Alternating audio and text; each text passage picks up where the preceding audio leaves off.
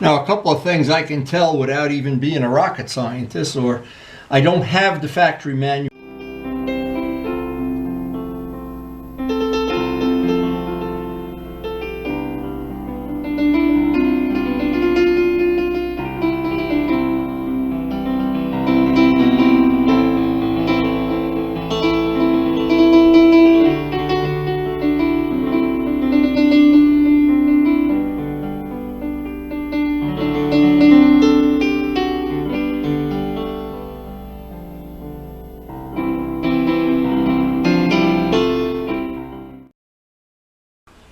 So the last time we got to ride the bike, we reached a milestone. We now have 605 miles on the bike.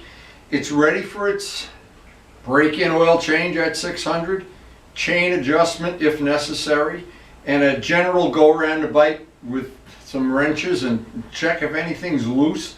Now, you may think that's overkill, but every once in a while you find something that either the factory or the dealer, or for some reason it's just not right. Now, it's only going to take us about a half an hour, 45 minutes to do this. It's really going to set me up for now the rest of the break-in from 600 to 1,000. I've been going and not exceeding 6,000 RPM. Now, and I've tried to get on the gas, off the gas, not hold it at one steady speed for any length of time. Now, in the past, on the R1 and basically on all the bikes I bought brand new, that has worked out great. I know there's a counterpoint. There's some counterpoints. You don't have to break anything. You don't need to use certain oil. Use certain oil. Dude, the rocket scientists of the world, great. I appreciate all their input and feedback, but I'm old, and old people like old school things that they know. When you pay good money for a brand new bike, I don't want to take it out, do a wheelie, go into a ditch. I want to baby it a little bit. And so far, I've been treating this bike with a lot of respect. What I have found, the things I've found about the bike that make me love the bike, is the seating position. There has never been any bike I've ever ridden that fits my body the way this bike does. Now maybe I'm unique. If I was 3 inches taller, I'd be hunched over. Or if I was heavier, the shock would be terrible. Even the factory shock on the low setting, it's given me a nice ride for this time that I'm breaking the bike in. I've been riding it without the radar detector because I'm babying it. We're going to get this set up at 1,000 miles. We're going to put the radar detector on it and put it to the test. Then what our plan is to go and do the suspension, and I'll try to make a separate video of how that worked out for me, using a process that you use in aviation called interpolation. And it's worked for me. Now, it's not a track day thing. You know, you can see Dave Moss videos on YouTube if you're a track day guy and you want to get that. But in our case, it's a little bit different. I want to ride the bike on the street. I want to enjoy the ride. I have had back issues in the past. I don't want to have a sore back or a sore rear end, or I don't want to sore my nose. I don't want anything sore. I want to enjoy the ride. I just turned 75. The bike is brand new. It's all about enjoying the ride right now. And thank you again, Karen. This is the absolute best birthday present I have ever gotten in my life. And it's the best bike. I actually am in love with this bike now. It is the #1 bike in my collection. So step one here is to get it out in the driveway, warm the engine up thoroughly, and dump the oil.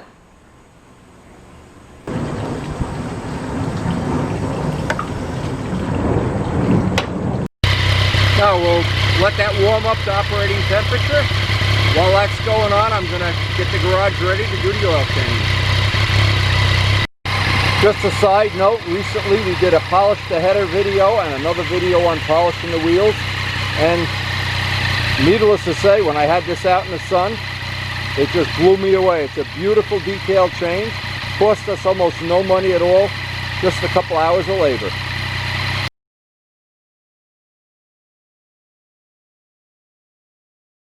So one of the things I always have is the back side of one of my rugs that I lay in here because I'm pretty sloppy. It always seems like I drip something on the floor, especially when you're doing one of the bikes that has a lot of body work and you got to reach around the header and everything.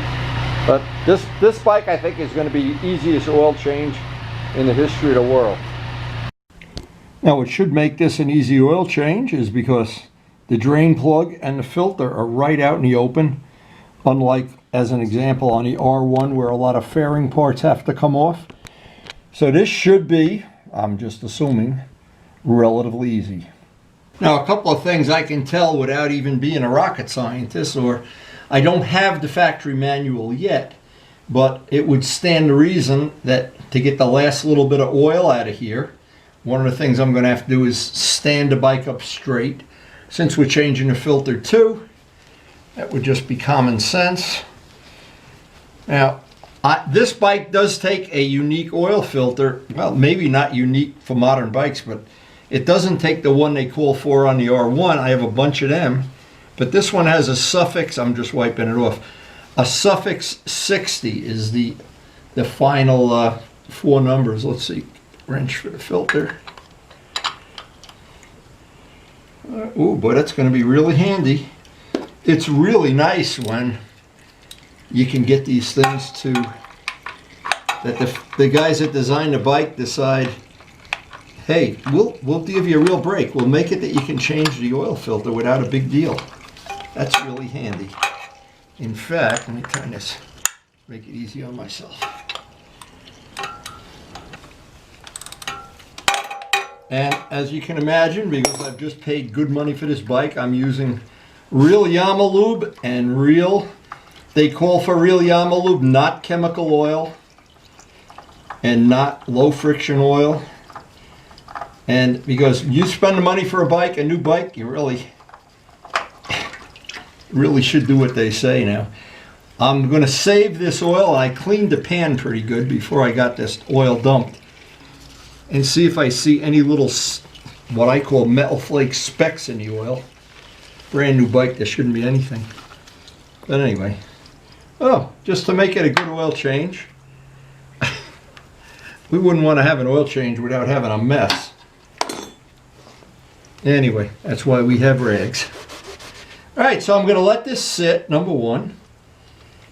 I give it a few minutes and stand the bike up straight, get the last little bit out.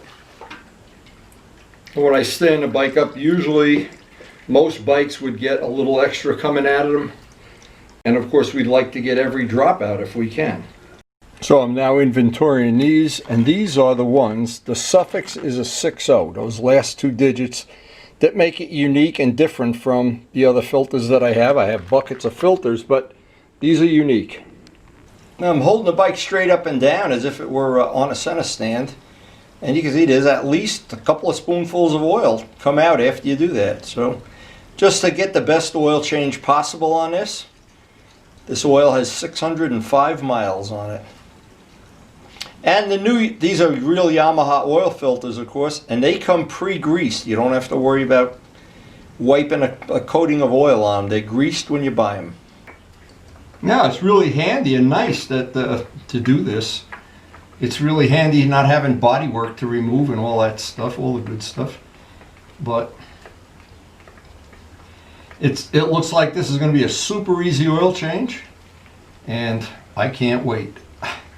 Get it over with, get the new oil in there, and I'll feel like I'm ready.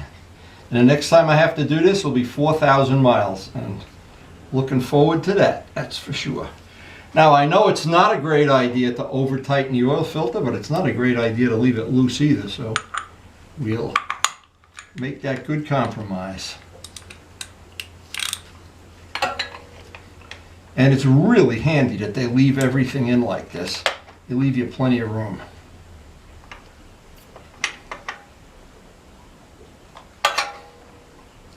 Now with the drain plug back in, I can take this out in the sunlight and see what it looks like. It's probably still have enough sunlight. But if you were to take this out in the sun and see all little specks of metal flake in it or something, you might be thinking something's wrong. A new bike, there should be some, but it shouldn't be metal flake paint. Now I know people like Dallas will know this by heart, but in aviation, when you do an oil change, a lot of times you might send a small amount of that oil off to be analyzed, and they can tell you if your bearings are going or your rings or both, especially as an engine gets more and where you come up on a 2,000 hour. This is This is a real indicator of how that engine has been treated. And out in the sun, there's no indication that anything is even the slightest bit abnormal with this, so we're going to put this in a gallon container for recycling down at the town and clean up the oil pan. So this is what the factory recommends, and this is what the baby is going to get on every oil change, actually. I thought I'd mention something. The local dealers here, I went to 2 or 3 dealers and priced out the oil. It was $1 a gallon and free shipping from Amazon. I got this last 4 gallons of oil from Amazon. Cheaper than if I bought it at a local dealer. Now, like most, and I should say all motorcycles, it's not a good idea to overfill the oil by a quart thinking I'm doing myself a favor. In fact, a lot of them highly discourage adding any more than the middle of the window. So I'm kind of careful about this. I've cleaned the funnel, and it's just part of what looks like it's going to be a straightforward oil change now for other projects. So I'm just going to be real careful. I know I'm not going to overfill it, but if I were to overfill it, I would drain some out. I will not run it overfilled, that's for sure. Now the idea is to get the oil in there when you can see it in the window, and you actually can see oil but the bike's standing straight up and down. The next thing is run it for a minute or so, let the oil circulate, let it all drain back down, and then see how much more you have to add, if any. And when I stood it up, I can't see it in the window yet. I want to be able to see it in the bottom of the window before I even think about starting the bike. Don is here, so luckily I don't have to struggle to do this. Just hold it up straight. As soon as I can see some oil in that window, there we go. Okay, so now it's safe to start the bike, even though we know some of that oil has to wind up in the filter. All right, put it back on the stand. There you go. Okay, now we can start the bike. Now some bikes, when you start them and there's no oil in the filter, a lot of times the oil pressure light will be on until the filter fills up with oil. This one doesn't look like they have that feature, but we're going to let it run for about a minute, let it drain back down, and then level off the oil right in the middle of that window would be perfect. So it's real handy having Don here. Okay, stand it straight up now. We let all the oil drain down. And you only have to do this once. But now you notice, aha, there was oil in the window before, now there's none because it's in the filter. Now we need to top this off so that right now it's right in the middle of that line. Kind of easy to figure that out, but if you were to not do this step, you'd wind up probably a half a quart short of oil. But the first time you checked it, you'd say, ah, the bike's burning oil, the bike's burning oil. Well, that's why you have to do one step at a time. And that's why it's worth sharing a video like this if you're new to working on your bike. Okay, so there's our final setting on the oil, and it's of course not within a 64th of an inch, but I want to be able to see that I'm somewhere near the middle. I'll take another 100-mile ride, and I'll for sure, and I check the oil every time I ride the bike, even though it's a brand new bike. Because you never know if you were leaking at the drain plug or the filter, you wouldn't want to just go for a motorcycle ride. You'd want to know right away.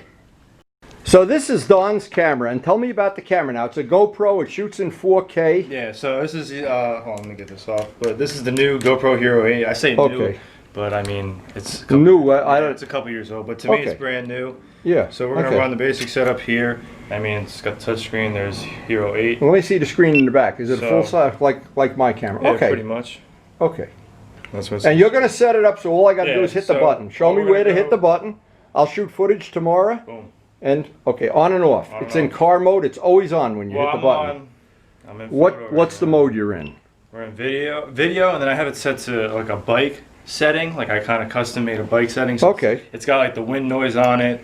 Well, I'm more concerned. I want to see what the sound comes out of that like. So, now, you can't hook a remote mic to that, can you? No, you can. So there's either through the USB-C in the bottom here, which I mean that's the difficult way, but you can get the media mod is what they call it for the GoPro, and it's basically a case that goes on it, and then you could plug in. Yeah, what'll be an interesting test if I have a remote mic right over there, is to put the remote mic at various places. Now, if you stick it down by the air filter, you're going to hear ah. If you stick it down by the muffler, this is relatively quiet. You'll hear a various sound. But my camera, the cheesy camera, really picks up the sound pretty authentically. It's a quiet bike. You know, it's not like the R1 that it's grumbling and rumbling. Let's see how that. Yeah, you want to get it that you just catch the engine, So we're the edge getting, of the speedometer. we're getting a little bit of this right here. That's okay. Yeah, that's fine. speedo. That's fine. I mean, that's it right there. Okay. Works as good as we're gonna get. Okay, and then I'll give you that camera. You can do whatever you want, the footage, and send it to me, or bring it over on a chip, and we'll put it up on mic. So let me explain real quick. So there's a button here on the side. It's your mode and your power, and there's a button on the top. This is on and off. This is your record, right? This is your on and off. So right now, camera's off. Okay. I'm gonna tap it once. Camera's gonna turn on. So Okay. now it's already gonna be in my custom mode that I have set for motorcycles. Okay. All you're gonna do, boom, press that, we're recording. And let it run to the end of the battery. Let it run if you want. Okay. Yeah, you could stop it. Okay. And then, obviously start it again. But then Yeah, if good. you want to turn this off, if you want to save it, you're going to, same button on the side, but we're going to hold it down. 3 seconds, 2 seconds. Boom. About Boom, it's 3. off. Okay, that's Powering good. off, that's it. Cool. But when you want to turn it on, it's just a one click on the side. Okay, now what I'll do is I'll use my camera on the jacket mount, so we'll get the footage in duplicate, and maybe we can even make a split screen at some point in time. So you can see your camera, $300, my camera, I think it's $150, but it doesn't matter. The thing that's hard to do is get the sound to record right. And I want to see, you got the stabilizer on this too, that yeah. This, what is it called? The gyro. yeah. I have the gyro on my cam, but I've turned it on and turned it off. Doesn't seem to make much difference. So the next ride, I'll do some footage with this. I'll do some footage on the jacket with my camera, and we can go down on my double computer downstairs, the Acer O'Dooley, and see if one is markedly better or not much better at all. There was a time that Jot offered me his old GoPro, and I didn't really need it. I felt like I was, it's an unnecessary thing, but if the footage can be better, and it isn't really the footage that always gets me crazy, it's the sound. When you don't get the sound to be authentic, it really takes away from it. Now this bike seems to come across, you can hear the honk of the air filter, and it's a quiet exhaust, and it lets me ride around these populated areas without being in stealth mode. But anyway, we're going to have an interesting day tomorrow, and it looks like the weather's going to be in our favor. I don't know what time it is now. It's pretty much time for supper. We're going to get up early tomorrow and get some riding in. It looks like we're going to have another unpredictable day. Just what the doctor ordered. Well, as can happen, and it's happened all summer, plans have changed radically. We woke up this morning and it's pouring rain. So we're going to have to hang out and wait another day to test this camera and the mount. I've already shot footage with my camera with that mount, and it came out just fine.